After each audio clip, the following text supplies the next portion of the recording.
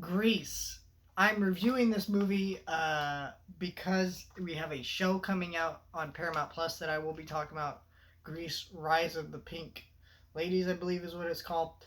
And yeah, and also, Olivia Newton-John passed away last year, and I wanted to talk about this movie when that happened, but I never got a chance to, and it just kind of never had the time. But now I have an excuse to actually talk about it, other than just a tragedy that was horrible.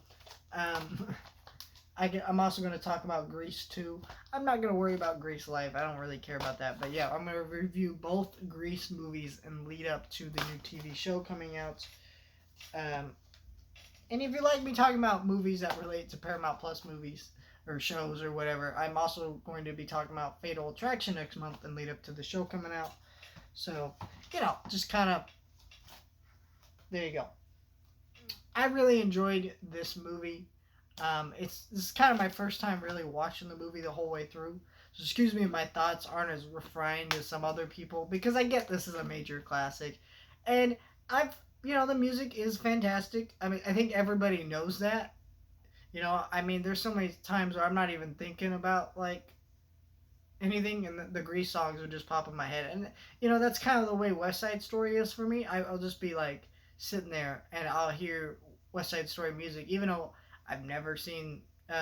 Even though at this point I'd never seen Grease the whole way through, or West Side Story I'd only seen once, and that's how you know you have a really great soundtrack to a movie is when you're like able to just pop it back into your brain when you're not even like thinking about it or caring about it. It's just really great. And Olivia Newton-John and John Travolta both give iconic performances that were just amazing. The costume design is great in this movie too. Um, and it has a lot to say about the 50s and that kind of time period. And some people have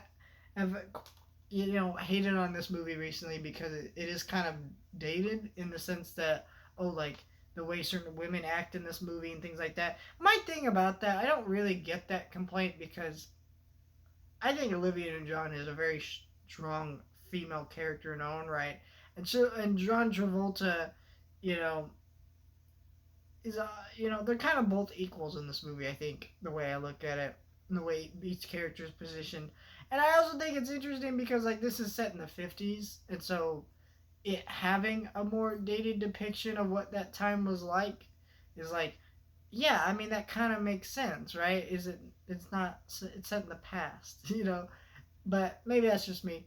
I do also really miss when we had animated intros for movies. Like I think the animated intro for this movie was done by Richard Williams animation studio because they were running low on money, and I remember them doing animated stuff for movies. I think one of the ones they did was also Christmas Vacation. So if you ever wondered why a lot of these animated segments were in front of these movies like that, like they'll play like a song and then they have an animated character set up and then they'll introduce the movie. That's why.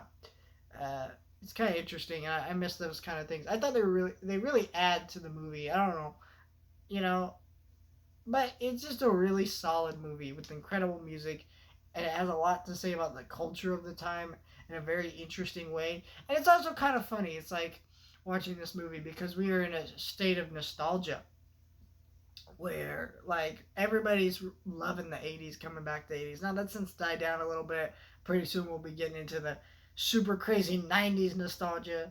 I mean, there's still elements of that, but give it another couple years and it'll be 90s. The 90s are back, type of thing. And yeah, the thing about the 80s is what's funny about it though is, like we're making movies that set in the 80s. We're making movies, rebooting movies of the 80s, things like that, where everybody's talking about the 80s basically. Well, this is what we did in the 80s is we made movies about the 50s. And even a little bit of the 70s too. But that's kind of like what's funny about it is like people act like it's just kind of a new thing. It's not just a new thing. We've been doing this for a while. People are nostalgic for certain time periods at a certain point in time. Nobody's nostalgic for the 50s now because most people alive in the 50s are dead and, not really able to have a voice in the market share of like movies or TV shows or products or things like that. But it does lead to some very interesting things for that, you know, and it says a lot about our culture, I think. And so it's an interesting movie to reflect on, and it's a really fun movie that, you know, it's one of the best musicals ever made. You know, people have been referencing this movie. New generations are still loving it. It's not just. It's kind of interesting how much new generations love this movie too, and it's just like, you know, because there are some movies that, like older movies, like I showed my little cousin the other day, E.T. or whatever, and he just didn't get into it. He didn't care about it, you know? Some of these movies that are classics, that are movies that are timeless, that we can watch over and over again, they're not connecting with the younger generation as much. And that's not because they're bad movies or they don't hold up, but some movies just don't work like that. I think Grease is one of the amazing examples of one that does and is able to transcend time and space and be just such a beautiful movie that if you've never seen Grease, you gotta check this movie out.